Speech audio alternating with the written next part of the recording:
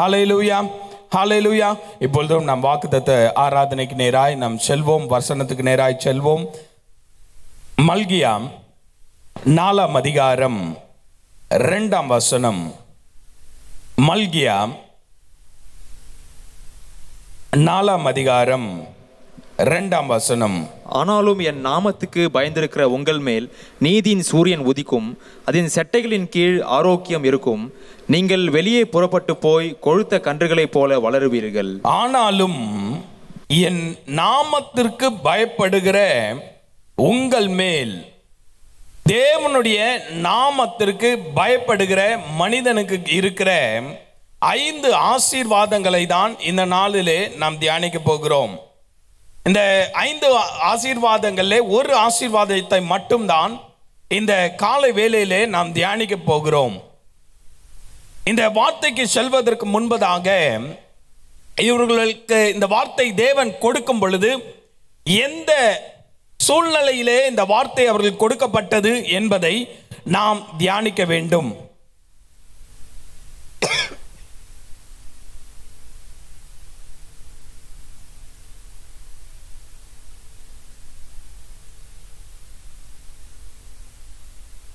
தேவன் இஸ்ரவேல் ஜனங்களை எகிப்தின் அடிமைத்தனத்திலிருந்து மீட்டெடுத்த பொழுது அவர்களுக்கு கொடுக்கப்பட்ட வாக்குத்தத்தம், பாலும் தேனும் ஓடுகிற கானான் தேசத்தை சுதந்தரிக்க கொடுப்பேன்.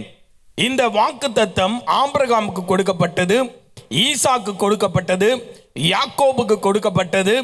பின்பதாக எகிப்தின் அடிமைத்தனத்திலிருந்து புடமிடப்பட்டவர்களாக இந்த வாக்குத்தத்தத்தை சுதந்தரிக்கும்படியாக 40 வருடங்கள் வனாந்தரத்தின் பிரயாணத்தின் வழியிலே மறுபடியும் புடமிடப்பட்டு அவர்கள் கானான் தேசத்தை சுதந்தரித்தார்கள்.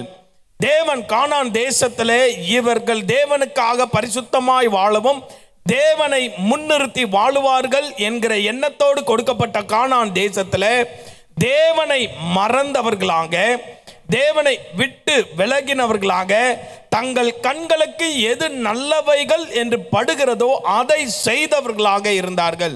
விளைவு என்ன? தங்களுக்காக ஒரு ராஜாவை ஏற்படுத்தினார்கள். ராஜாக்கள் ஏற்படுத்தப்பட்டார்கள்.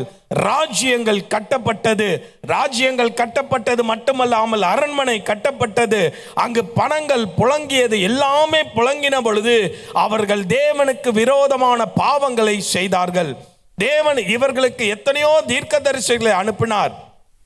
எத்தனையோ தீர்க்கதரிசிகள் இவர்களுடைய பாவங்களை எடுத்து சொன்னார்கள். ஆனால் எந்த ராஜாவும் அந்த இஸ்ரவேல் ஜனங்களும் அவ்வப்போது மனம் திரும்பினார்களே ஒழிய முழுவதுமான மனம் திரும்புதல் அவர்களுக்குள்ளே இல்லை. விளைவு என்ன? பாபிலோனிய ராஜ்யத்திற்கும் மற்ற ராஜ்யங்களுக்கும் அவர்களை இரையாய் அடிமையாய் ஒப்பு கொடுத்தார். எந்த அடிமைத்தனத்திலிருந்து விடுதலை செய்யப்பட்டார்களோ மறுபடியும் அந்த அடிமைத்தனத்திலிருந்து அவர்கள் மாற்றப்பட்டார்கள். சில வருட அடிமைத்தனத்திற்கு பிறகு அவர்கள் மறுபடியும் தேவன் கோழி தன் குஞ்சுகளை சட்டையின் மீது கூட்டி சேர்ப்பது போல தேவன் அவர்களை கூட்டி சேர்த்தார். தேவாலயங்கள் உடைக்கப்பட்ட, தகர்க்கப்பட்ட தேவாலயம் கட்டி எழுப்பப்பட்டது. அவர் புடமிடப்பட்டது. ஆனால் என்ன? 100 வருடமாக, இந்த மல்கியா காலத்திலே 100 வருடமாக இவர்கள் தேவாலயத்தை கட்டினார்கள். மறுபடியும் இஸ்ரவேல் என்கிற ராஜ்யத்தை, யூதா கோத்திரத்தை கட்டி எழுப்ப பார்த்தார்கள். ஆனால் அவர்களுக்கு இருந்த 3 கேள்விகள் உண்டு. அந்த 3 கேள்வி என்னவென்றால், முதலாவது கேள்வி, இன்னும் தேவன் எங்களை நேசிக்கிறாராம்? 100 வருடம் எந்த முன்னேற்றமும் இல்லை. 100 வருடத்தில் ஆசீர்வாதங்கள் இல்லை. சபைகள் கட்டி தேவாலயம் கட்டி எழுப்பப்பட்டது. அங்கு எல்லாமே இப்பொழுது ஒழுங்கு செய்யப்பட்டு கொண்டு இருக்கிறது.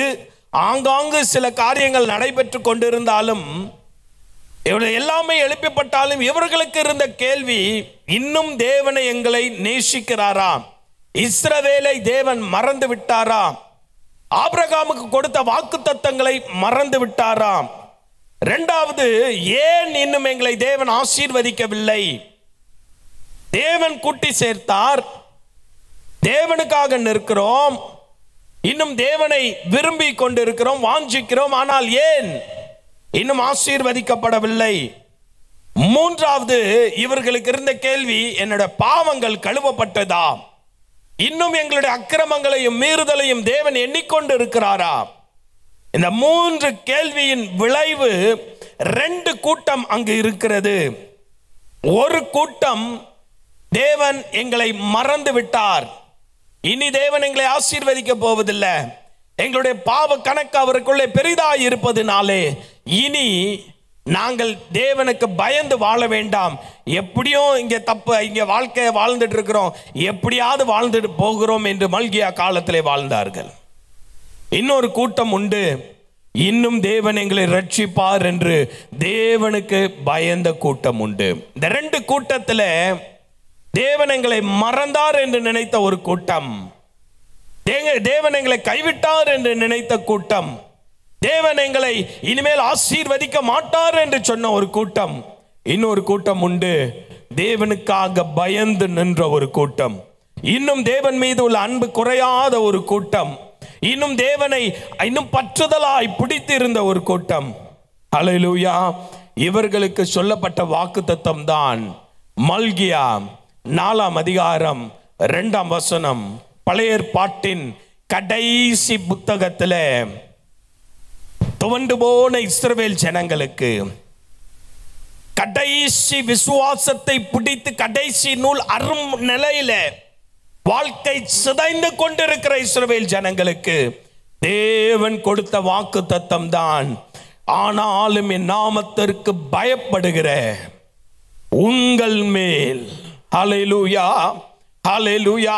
இன்னைக்கு ஒருவேளை இந்த செய்தியை கேட்டுக்கொண்டிருக்கிற அருமையான சகோதர சகோதரியே, நம்பிக்கையின் கடைசி நூல் அறுபடும் பொழுது அந்த அறுபடுகிற கடைசி நூலை பிடித்து கொண்டு தேவனுக்காக பயந்து நடக்கிற உனக்கு தேவன் கொடுக்கிற வாக்குத்தத்த வசனம், ஆனாலும் என் மேல், ஆனாலும் எனக்கு என் நாமத்திற்கு பயப்படுகிற உன்மேல், ஆனாலும் என் நாமத்திற்கு பயப்படுகிற உன்மேல்.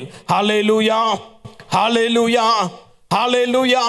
நம்பிக்கை இழக்கும் பொழுது வாக்கு தத்தத்தை கொடுத்து நம் தேவன் நம்மை பலப்படுத்த போகிறார். ஹல்லேலூயா. இங்க 5 ஆசீர்வாதங்கள் இந்த ஒரு வசனத்துல தேவனுக்கு பயந்து தங்கள் வாழ்க்கையில எல்லா சூழ்நிலையிலும் தேவனுக்கு பயப்படுகிறவர்களுக்கு 5 ஆசீர்வாதங்கள் அங்கு கொடுக்கப்பட்டிருக்கிறது. அதில் ஒரு ஆசீர்வாதத்தை மட்டும்தான் இப்பொழுது நாம் தியானிக்க போகிறோம். அந்த முதலாவது ஆசீர்வாதம், உங்கள் மேல் நீதியின் சூரியன் உதிக்கும். நீதியின் சூரியன் உங்கள் மேல் உதிக்கும். ஹல்லேலூயா, ஹல்லேலூயா. இருளில் இருக்கிற மனிதர்கள், எங்கு போவோம் என்று தெரியாமல் சுற்றி கொண்டு இருக்கிறவர்கள், வாழ்வது இப்படி வாழலாமா வேண்டாமா என்று எண்ணிக்கொண்டிருக்கிறவர்கள், இன்னைக்கு உலகத்தில் தேவனுக்காக நிற்கிறவர்களுக்கு சொல்லப்படுகிற கேள்வி, நீ தேவனுக்காக உத்தமமாய் வாழுகிறதுனாலே உன் வாழ்க்கையில என்ன பலனை கண்டாய்? இந்த கடந்த நேற்றைய தினம் வரைக்கும் எத்தனையோ போதகர்கள் மரித்து போனார்கள், மிஷனரிகள் மரித்து போனார்கள், சின்ன சின்ன பிள்ளைகளை தகப்பன் இல்லாமல் மாற்றப்பட்டார்கள், சில ஊழியர்களின் மனைவி மரித்து போனார்கள், இன்னும் சில ஊழியர்கள் ஐசியூவிலும் ஆக்சிஜனுக்காகவும் இன்னைக்கு இயங்கி கொண்டிருக்கிறவர்களாக வாழ்க்கையின் கடைசி போராட்டத்தில் நின்று கொண்டிருக்கிறார்கள். இன்னைக்கு எல்லாருக்குமே இருக்கிற கேள்வி, உத்தமமாய் தேவனுக்கு பயந்து நடக்கும் பொழுது நன்மை பெறுகிறோமா? நன்மை நமக்கு வாழ்க்கையில வருகிறதா? எல்லாமே தீமையாய் இருக்கும் பொழுது ஏன் நம்முடைய வாழ்க்கையும் தீமையாய் அமைத்து கொள்ளலாம்? எல்லாமே சரியா இல்லாமல் இருக்கும் பொழுது தவறுகளை செய்வதில் தவறில்லையே. பிரியமான சகோதர சகோதரிகளே, ஒருவேளை நான் செல்கிற பாதை இருளாய் இருந்தால் நமக்கு தேவன் கொடுத்திருக்கிற வாக்கு தத்தம், நீதியின் சூரியன், தேவனுடைய நாமத்திற்கு பயந்து நடக்கிறவருக்கு மேல் நீதியின் சூரியன் உதிக்கும். ஹல்லேலூயா, ஹல்லேலூயா. நீதியின் சூரியன் உதிக்கும். இந்த நீதியின் சூரியன் உதிக்கும் என்கிற இந்த வார்த்தையில 4 ஆசீர்வாதங்கள் உண்டு. அதை மட்டும் உங்கள் மத்தியிலே சொல்லி, ஒரு மனிதனுடைய வாழ்க்கையில நீதியின் சூரியன் எவ்வாறு உதித்தது என்பதை உங்கள் மத்தியிலே அடிக்கோடிட்டு காட்டிவிட்டு இந்த வாக்குத்தத்த ஆராதனையை நான் முடிக்க விரும்புகிறேன். லூக்கா 1ஆம் அதிகாரம் 78, 79. லூக்கா 1ஆம் அதிகாரம் 78, 79. அந்த காலத்திலும் மரண இருளிலும் உட்கார்ந்திருக்கிறவர்களுக்கு வெளிச்சம் தரவும், நம்முடைய கால்களை சமாதானத்தின் வழியில் நடத்தவும், அவ்விரக்கத்தினாலே உன்னதத்தில் இருந்து தோன்றிய அருணோதயம் நம்மை சந்தித்திருக்கிறது என்றான். ஹல்லேலூயா. மல்கியாவில் சொல்லப்பட்ட அந்த நீதியின் சூரியனை குறித்ததான அந்த நீதியின் சூரியனுக்கு கிடைக்கிற அந்த ஆசீர்வாதம், அந்த நீதியின் சூரியன் நம்மேல் உதித்தால் கிடைக்கிற ஆசீர்வாதம் தான் இங்கு லூக்கா 1ஆம் அதிகாரம் 78, 79 நீதியின் சூரியன் ஆகிய இயேசு கிறிஸ்துவின் மூலமாய் நமக்கு கிடைக்கிற ஆசீர்வாதத்தை அங்கு சொல்லப்பட்டிருக்கிறது. ஹல்லேலூயா, ஹல்லேலூயா. மல்கியாவிலே முன்னறிவிக்கப்பட்ட நீதியின் சூரியன் லூக்கா எழுதுகிறார், அந்த நீதியின் சூரியன் இயேசுவாய் இருக்கிறார். அந்த நீதியின் சூரியன் நம் மீது வெளிச்சத்தை பண்ணும் பொழுது நமக்கு கிடைக்கிற 4 ஆசீர்வாதங்கள். ஹல்லேலூயா, ஹல்லேலூயா. இன்னைக்கு ஒருவேளை இருளின் நடுவில் நின்றால் உங்களை வெளிச்சத்தில் இந்த மே மாதம் ஒரு வெளிச்சத்தின் மாதம் என்பதை உங்களுக்கு தேவ ஆவியானவர் ஒத்தாசையோடு சொல்லுகிறேன். முதலாவது அந்தகாரத்தை நீக்குகிற வெளிச்சம். முதலாவது அந்தகாரத்தை நீக்குகிற வெளிச்சம். அந்த 78 சொல்லுகிறது, அந்தகாரத்திலும் தேவனை பற்றும் விசுவாசத்தில் நடக்கிற விசுவாசிகளுக்கு, போதகர்களுக்கு, ஊழியம் செய்கிறவர்களுக்கு, தேவனுக்காக பரிசுத்தமாய் வாழ்கிறவர்களுக்கு ஒரு அந்தகாரம் சூழ்ந்து கொண்டிருக்கிற காலத்திலே வாழ்ந்து கொண்டிருக்கிறோம். இப்பொழுது நம்மை சுற்றி அந்தகாரங்கள், நம்மை சுற்றி எல்லா சூழ்நிலையிலும் இந்த தேசத்தின் எல்லையெங்கிலும் அந்தகாரம், நம்மை குடும்பத்திலே அந்தகாரம், நம்மளுடைய தனிப்பட்ட ஜீவியத்தில் அந்தகாரம். இன்னைக்கு அந்தகாரத்தின் சூழ்ந்திருக்கிற நம் மீது நீதியின் சூரியன் உதிக்கும். ஹல்லேலூயா, ஹல்லேலூயா. அந்த நீதியின் சூரியன் இயேசு மட்டுமே, மனிதர்கள் அல்ல. யார் வந்தாலும் நமக்கு இருக்கிற ஒரே நம்பிக்கை இயேசு மட்டுமே. அந்தகாரம் என்று சொல்லும் பொழுது ஒரு அந்தகாரத்தை மட்டும் உங்கள் மத்தியிலே சொல்லி அடுத்த ஆசீர்வாதத்திற்கு நேராக உங்களை கொண்டு போய் செல்ல விரும்புகிறேன். ஒரு அந்தகாரம் என்னவென்றால் மனிதனால் கைவிடப்பட்ட ஒரு அந்தகாரம். ஹல்லேலூயா, ஹல்லேலூயா. நம்ம நம்பின மனிதர்கள் நம்மை கைவிடும் பொழுது, நாம் யாரை அதிகமாய் நேசிக்கிறோமோ அவர்கள் நம்மளுடைய இருதயத்தை நொறுக்கும் பொழுது, எந்த இடத்திலிருந்து எனக்கு ஒத்தாசை வருமோ அந்த இடத்தை பார்க்கும் பொழுது அந்த ஒத்தாசை செய்கிற நபர் கதவை மூடின பொழுது இருதயங்கள் சுக்குநூறாய் உடைந்து போகும். அந்தகாரத்தின் நேரம் என்பது நிர்கதையாய், யாரும் நமக்கு இல்லாமல் ஒரு தனி மரமாக, யாரெல்லாம் நமக்கு ஆலோசனை கொடுத்தார்களோ அவர்கள் எல்லாம் நம்மை விட்டு பிரிந்து நம்மோடு நில்லாமல் இந்த சூழ்நிலையில தனிமையாய் இருக்கிற உனக்கு தேவன் சொல்லுகிற வாக்கு தத்தம், நீதியின் சூரியன் உன்மேல் உதிக்கும். ஹல்லேலூயா, ஹல்லேலூயா. லூக்கா 22ஆம் அதிகாரம் 53ஆம் வசனத்தில், இதுவோ உங்களுடைய வேளையும் அந்தகாரத்தின் அதிகாரமுமாய் இருக்கிறது. ஆண்டவர் சொல்லுகிறார், ஆண்டவராகிய இயேசு கிறிஸ்து சொல்லுகிறார், இது உங்களுடைய நேரம், இது உங்களுடைய நேரம். அந்தகாரத்திற்கு அதிகாரம் கொடுக்கப்பட்டிருக்கிற நேரம். பிரியமானவர்களே, வாழ்க்கையில ஒரு சூழ்நிலையில அந்தகாரத்திற்கு அதிகாரம் கொடுக்கப்படும். யோபோட வாழ்க்கையில் அந்தகாரத்திற்கு அதிகாரம் கொடுக்கப்பட்டது, எல்லாவற்றையும் இழந்தான்.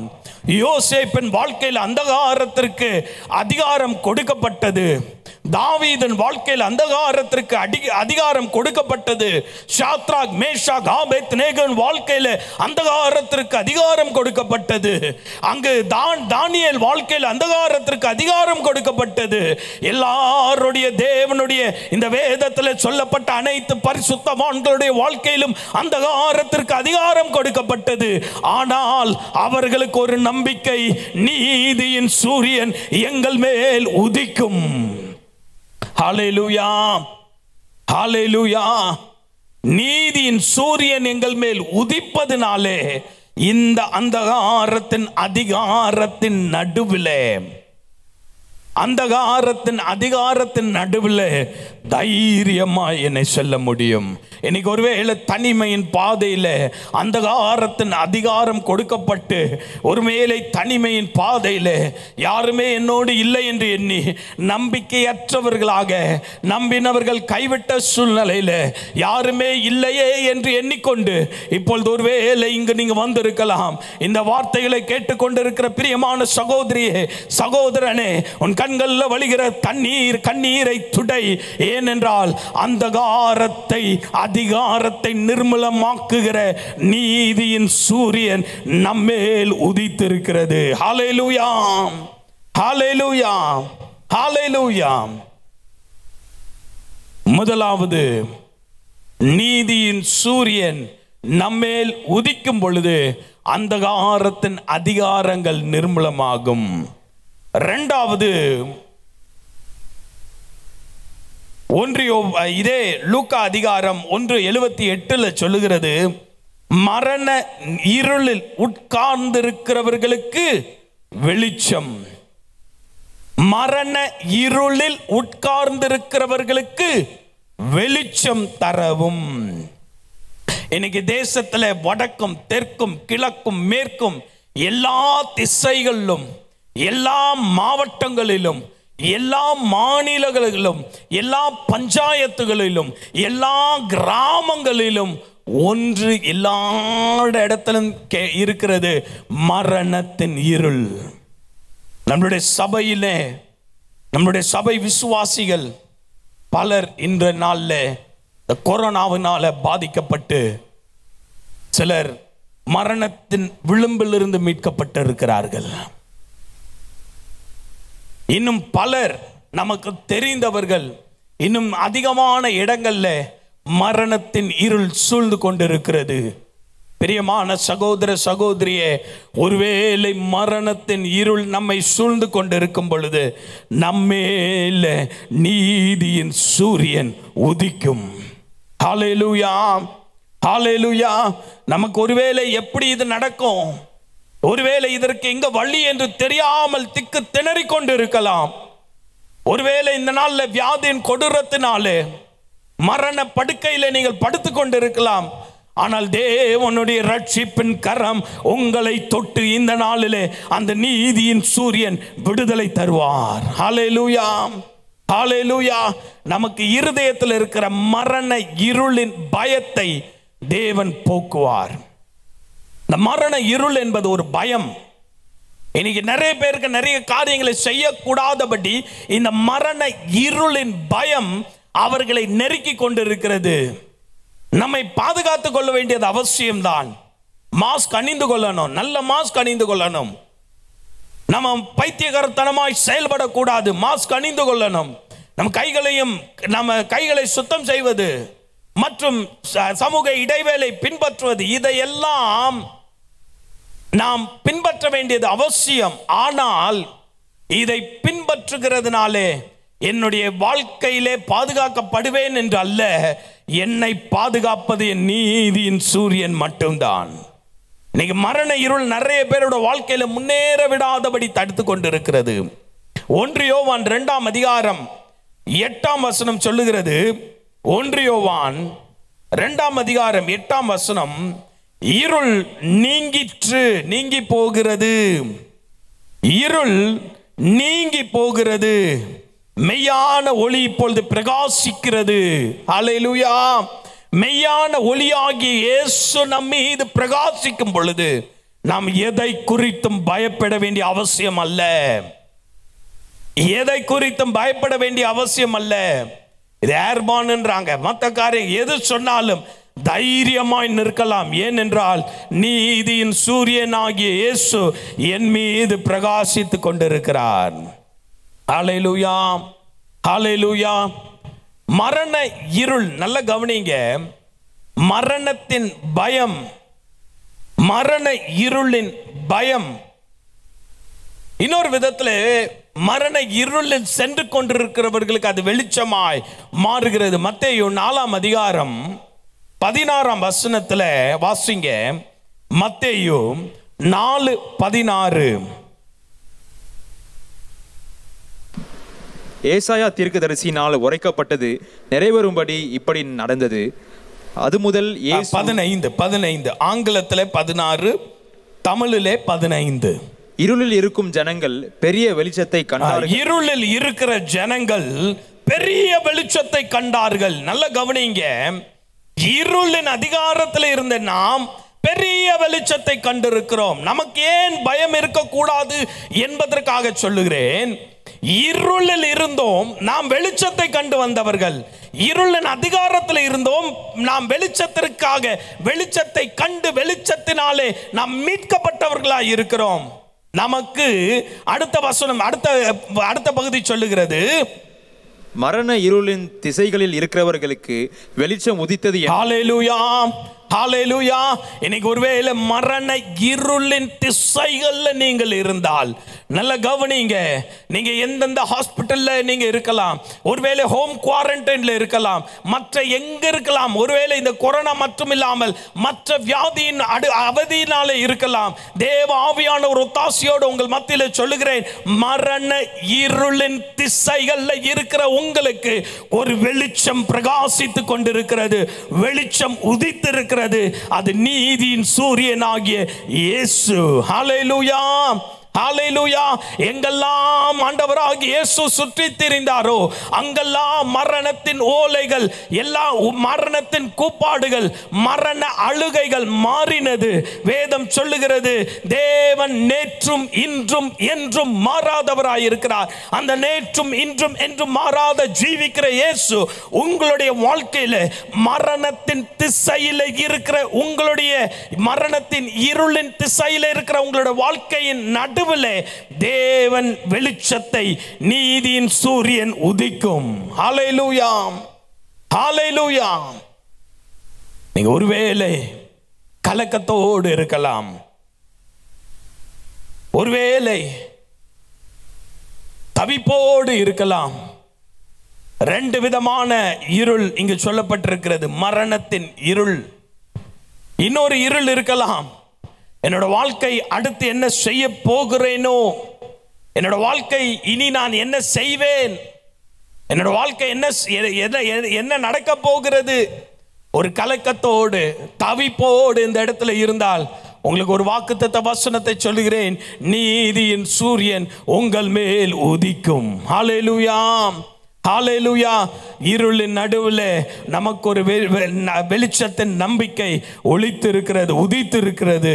ஏசாயா 42:16 சொல்லுகிறது, ஏசாயா 42:16 குருடரை அவர்கள் அறியாத வழியிலே நடத்தி, நல்ல கவனிங்க, குருடரை அவர்கள் அறியாத வழியிலே நடத்தி நம்மை, ஒரு நிமிடம், நம்மளுடைய வாழ்க்கையில ஒன்றுமே இல்லாமல், யாருக்கு எப்படி போவதென்று தெரியாமல், திசை தெரியாமல், எந்த வழியில நடப்பது என்று அறியாமல், என்னோட வாழ்க்கை என்ன நடக்குமோ என்று தெரியாதபடி வீடுகளில் முடங்கி இருக்கிற உனக்கு தேவன் கொடுக்கிற வார்த்தை, குருடரை அவர்கள் அறியாத வழியில நான் போகும் பாதையை என் தேவன் அறிவார் என்று யோபு உபத்திரவத்தின் நடுவில் சொன்ன பொழுது, அந்த சொன்னதனுடைய பெரிய நம்பிக்கை எனக்கு குருட்டுத்தனமான ஒரே நம்பிக்கை, என் இயேசு, என் இயேசு, என் இயேசு. ஹல்லேலூயா.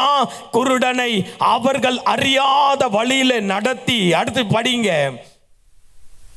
அவர்களுக்கு தெரியாத பாதைகளில் அவர்களை அழைத்து கொண்டு வந்து, அறியாத வழியிலும் தெரியாத பாதையிலும் அழைத்து கொண்டு வருவார். கண்கள் இருள் அடைந்து போனால் பயப்பட வேண்டாம். உங்களுடைய எதிர்காலங்கள் இருள் அடைந்தால் பயப்பட வேண்டாம். எந்த திசையில செல்ல வேண்டும் என்று தெரியாமல் இருந்தால் பயப்பட வேண்டாம். ஏன்னா அறியாத வழியிலும் தெரியாத பாதையிலும் என் தேவன் உங்களை நடத்துவார். ஹல்லேலூயா, ஹல்லேலூயா. அவர்களுக்கு முன்பாக, இதுதான் சரியான வசனம், அவர்களுக்கு முன்பாக இருளை வெளிச்சமாகவும். நல்ல கவனிங்க, நீங்க செல்லும் பொழுது உங்களை சுற்றி அந்தகாரம் தான், நீங்கள் செல்லும் பொழுது இருள் தான். நீங்கள் செல்லும் பொழுது திசை தெரியாமல் இருக்கலாம். ஆனால் அறியாத வழியிலும் தெரியாத பாதையிலும் நீங்கள் நடக்கும் பொழுது உங்களுக்கு முன்பதாக இருக்கிற இருள் வெளிச்சமாய் மாறும். ஏனென்றால் வேதம் சொல்லுகிறது, நீதியின் சூரியன் நம்மேல் உதிக்கிறார். ஹல்லேலூயா, ஹல்லேலூயா. அறியாததும் தெரியாததுமான பாதையில கொண்டு வந்து அவர்களை அழைத்து அவர்களுக்கு முன்பதாக இருளை வெளிச்சமாகவும் கோணலானவைகளை செவ்வையாக்குவேன். இந்த காரியத்தை நான் அவர்களுக்கு செய்து அவர்களை கைவிடாதிருப்பேன். நல்ல கவனிங்க, இருள நடக்கிறோம், என் வாழ்க்கையில எல்லாமே இருள் என்று சொல்லி கொண்டிருந்தால், இன்னுமா என் உத்தமத்தை பிடித்து கொண்டிருக்கிறேன், என் தேவன் என்னை மறந்தாரா என்று எண்ணிக்கொண்டிருந்தால், உனக்கு தேவன் பேசுகிற வார்த்தை, நீ அறியாததும் தெரியாத பாதையிலும் இருளை வெளிச்சமாய் மாற்றி கோணலான வழிகளை செவ்வையாக்கி உன்னை கைவிடாத தேவன் நீதியின் சூரியனாய் உன்மேல் உதித்து கொண்டிருக்கிறார். ஹல்லேலூயா. நீங்க இருக்கிற இடத்துல கைகளை தட்டி, ஆண்டவரே நீர் என்னை நடத்துகிறதற்காக நன்றி. நான் அறியாத பாதையிலே இருள் என்னை சூழ்ந்திருந்தாலும், காரில் என்னை மூடிக்கொண்டிருந்தாலும், அறியாத பாதையிலும் தெரியாத பாதையிலும், அறியாத வழிகளிலும் தெரியாத பாதையிலும் என் வழியை இருளை வெளிச்சமாய் மாற்றி கோணலானவைகளை செவ்வையாக்கி என்னை கைவிடாது இருப்பதற்காக நன்றி. ஹல்லேலூயா, ஹல்லேலூயா. முதலாவது, அந்தகாரத்திலிருந்து நீக்குகிற வெளிச்சம். இரண்டாவது, இருள், மரண இருள் நின்று நீக்குகிற வெளிச்சம். என் வாழ்க்கை இருளாயிருந்தாலும், நான் வாழ்வதே இருளாயிருந்தாலும், அந்த சூரியன், நீதியின் சூரியன் என் மேல் உதிக்கும் பொழுது நான் வெளிச்சத்திலே நடப்பேன். என் வாழ்க்கை தேவன் மாற்றி அமைப்பார். ஹல்லேலூயா, ஹல்லேலூயா, ஹல்லேலூயா. மூன்றாவது,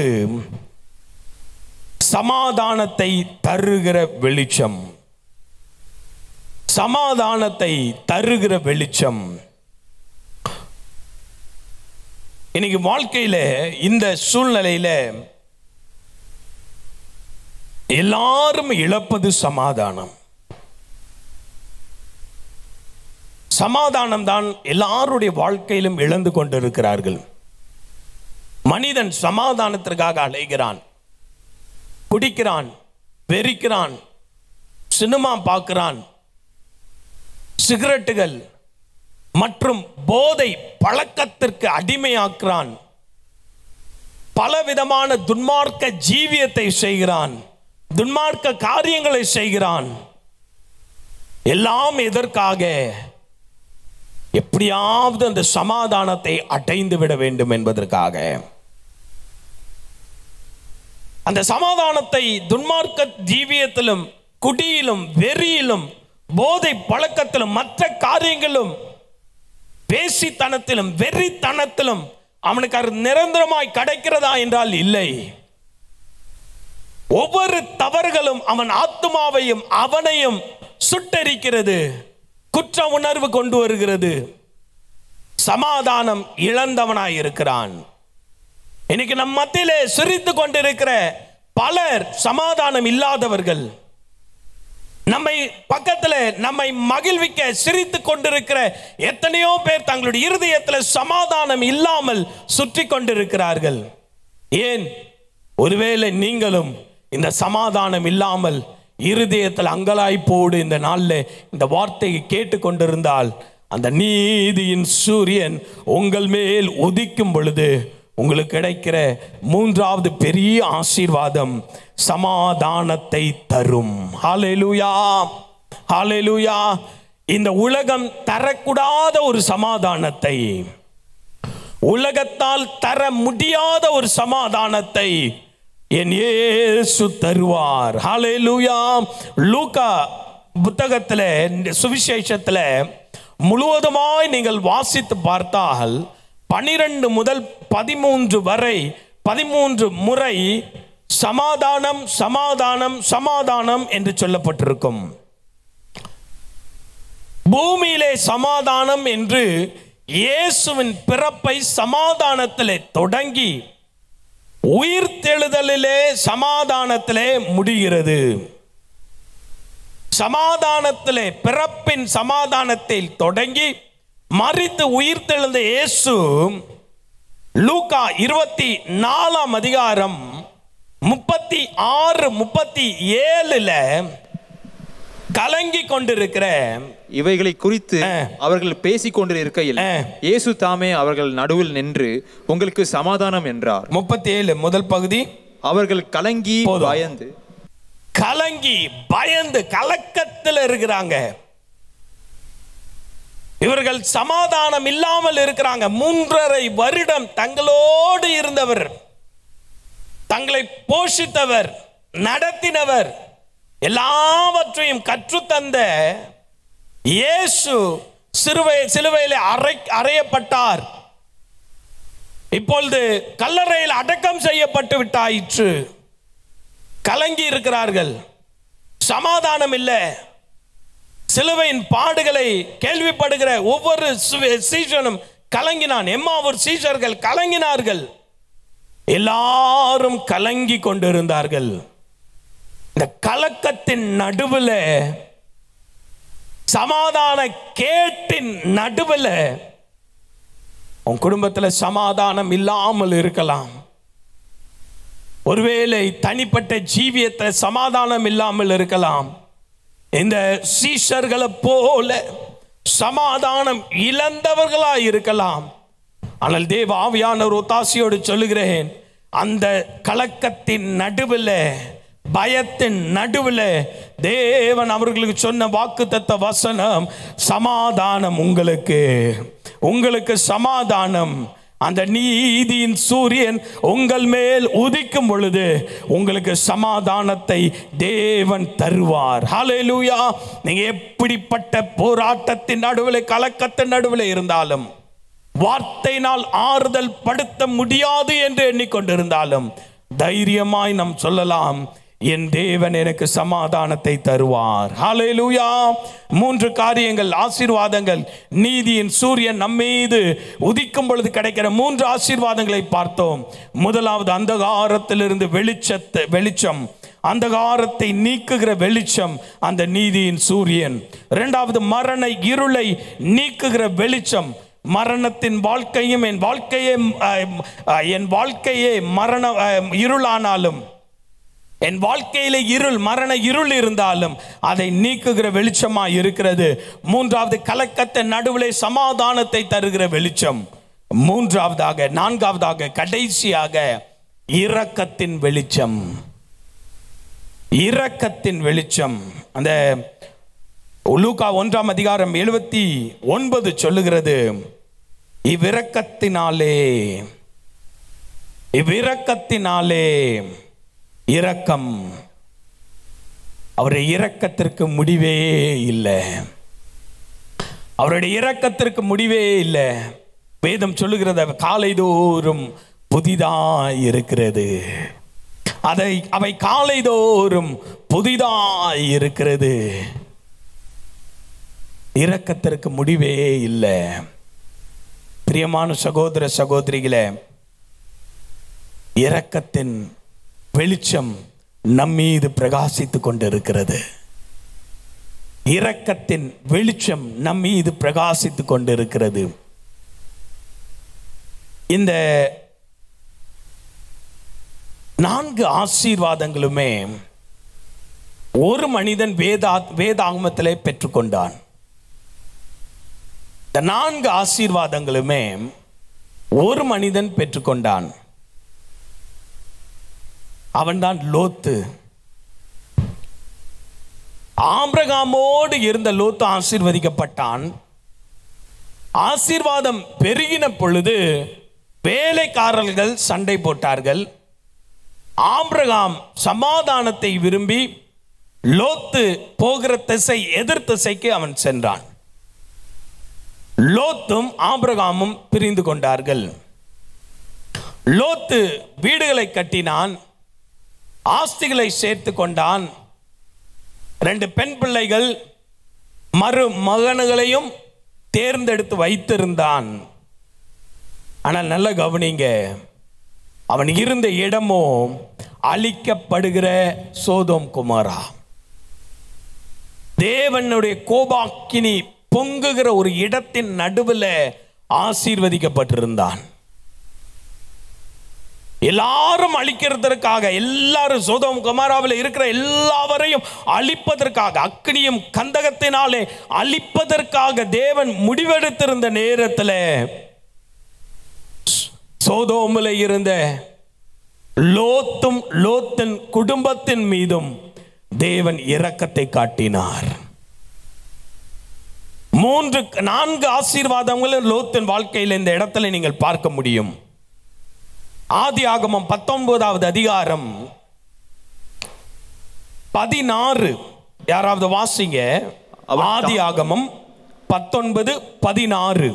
அவன் தாமதித்துக் கொண்டிருக்கும் போது கர்த்தர் அவன் மேல் வைத்த இரக்கத்தினாலே, போதும், தாமதித்துக் கொண்டிருக்கும் பொழுது நல்ல கவனிங்க, அந்தகாரமும் மரண இருளும் லோத்தின் குடும்பத்தை சூழ்ந்து கொண்டிருந்தது. அந்தகாரமும் அந்தகாரத்தின் மரணத்தின் இருளும் லோத்தின் குடும்பத்தை சூழ்ந்திருக்கிறது. இன்னும் சில நிமிடங்கள்ல, சில மணிக்கூரிலே மரிப்பதற்காக ஆயத்தம் செய்யப்பட்டிருந்த, எல்லாரையும் மரணத்திற்காக ஒப்புவிக்கப்பட்ட ஒரு தேசத்தில் குடியிருந்தவன் தான் லோத்தின் குடும்பமும். சொல்லுகிறார், மரணம் அந்தகாரம் சூழ்ந்திருக்கிறது, மரண இருள் சூழ்ந்திருக்கிறது. லோத்து தாமதித்துக் கொண்டிருந்தான். லோத்து தன்னுடைய மருமகன் போய் சொல்லுகிறார், வரல யாருமே, எல்லாருமே கேலி செய்தார்கள். லோத்தின் மருமகன்கள் வரவில்லை என்பதனாலே தாமதித்துக் கொண்டிருந்தான். காரணம் என்ன? அவனுடைய சமாதானம் அவனுக்குள்ளே இல்லை. சமாதானம் அவனுக்குள்ளே இல்லை. 3 காரியங்களை ஒரு ஆக்ஷன்ல ஆண்டவர் செய்தார். ஒரே காரியம். அந்த வசனம் சொல்லுகிறது, வாசிப்போம் 16. கர்த்தர் அவன் மேல் வைத்த இரக்கத்தினாலே அந்த புருஷர் அவன் கையையும் அவன் மனைவியின் கையையும் அவன் 2 குமாரத்திகளின் கையையும் பிடித்து அவனை பட்டணத்திற்கு வெளியே கொண்டு போய் விட்டார்கள். ஹல்லேலூயா. சமாதானத்தை இழந்த லோத்துக்கு ஒரு சமாதானத்தை கொடுப்பதற்கான ஒரு பிடி இரக்கத்தின் நிமித்தமாக, தேவன் அவன் மேல் வைத்த இரக்கத்தின் நிமித்தமாக அவனையும் அவன் மனைவியையும் அவன் பெண் பிள்ளைகளுடைய கைகளை பிடித்து அந்தகாரத்திலிருந்து, மரணத்தின் இருளிலிருந்து, சோதோம் குமாரா என்கிற இருளிலிருந்து, சமாதான குறைச்சலின் நடுவிலே இரக்கத்தின் நிமித்தமாய் நீதியின் சூரியன் அவர்களை பிடித்து, நல்லா கவனிச்சு பார்த்தீங்கன்னா, லோத்து இதை விட்டு வர விருப்பம் இல்லை, அழிவை விட்டு வர விருப்பம் இல்லை. ஆனால் அழிவிலிருந்து பிடித்து இழுத்து அழிவை விட்டு வெளியிலே கொண்டு வரப்பட்டான். இந்த ஒரு வசனம் இருக்கிறது 23ல. லோத்து, இதே ஆதியாகமம் 19:23. லோத்து சோவாருக்குள் வரும்போது பூமியின் மேல் சூரியன் உதித்தது. லோத்து சோவாருக்குள் வரும் பொழுது பூமியின் மேல் சூரியன் உதித்தது. நல்லா கவனிங்க, இந்த 4 ஆசீர்வாதங்கள் லோத்தின் மீது வரும்போது அவன் ஜீவன் தப்பப்பட்டான், அவனுடைய ஜீவியம் தப்பப்பட்டது, குடும்பம் தப்பப்பட்டது. அக்கினியும் கந்தகமும் சோதோம் குமாராவை அழித்துக் கொண்டிருக்கும் பொழுது ஜீவனை தப்பப்பட்டவனாக அந்த வசனம் சொல்லுகிற சோவாருக்குள் வரும் பொழுது சூரியன் உதித்தது, குடும்பம் பாதுகாக்கப்பட்டது. இன்னைக்கு உங்களோட வாழ்க்கையில நான் சொல்லுகிறேன், இந்த மே மாதத்துல நீதியின் சூரியன் உதிக்கும். ஹல்லேலூயா, ஹல்லேலூயா. அந்தகாரத்துல இருக்கிற உங்களுடைய வாழ்க்கையில நீதியின் சூரியன் உதிக்கும். மரண இருள், நான் 2 விதமான மரண இருளை சொன்னேன். வாழ்க்கையே இருள், வாழ்க்கைக்குள் ஒரு இருள். மரண இருள் என்பது வாழ்க்கைக்குள்ள இருக்கிற இருள். வாழ்க்கையே இருள் என்பது எங்க போவ என்ன பண்ண ஒண்ணுமே தெரியல, வாழ்க்கை சூனியமாய் இருக்கிற உன்னுடைய வாழ்க்கையில நீதியின் சூரியன் உதிக்கும். 3வது, சமாதானம் இல்லாமல் இருக்க உன்னுடைய வாழ்க்கையில சமாதானத்தை தேவன் சமாதானத்தை தந்து நீதியின் சூரியன் உதிக்கும். இரக்கம் பெறும்படியாக, இரக்கம் பெறும்படியாக நீதியின் சூரியன் உதிக்கும். ஹல்லேலூயா, ஹல்லேலூயா. இந்த லூக்கா 1ஆம் அதிகாரம் 28ஆம் வசனத்தை ஒரு விசை கூட 79ஆம் வசனம் சொல்லுகிறேன். உன்னதத்திலிருந்து தோன்றுகிற அருணோதயம் நம்மை சந்திக்கிறது. உன்னதத்தில் இருந்து தோன்றுகிற அருணோதயம் நம்மை சந்திக்கிறது. The day spring from our high hath visited us. இன்னைக்கு உங்களை சந்திக்கிற நீதியின் சூரியன், உங்களை சந்திக்கிற அந்த நீதியின் சூரியன். எல்லா கண்களை மூடி ஆண்டவர் சமூகத்தில் எழும்பி நின்று வாய்களை திறந்து சொல்வோமா, என் நீதியின் சூரியன் பிரகாசிக்கிறது. மே 1ஆம் தேதியில இந்த மாதம் முழுவதுமாக என் வாழ்க்கையில் இந்த நீதியின் சூரியன் உதிக்கிறது. அந்த அருணோதயம் என்னை சந்தித்திருக்கிறது, அந்த அருணோதயம் என்னை சந்தித்திருக்கிறது. ஹல்லேலூயா.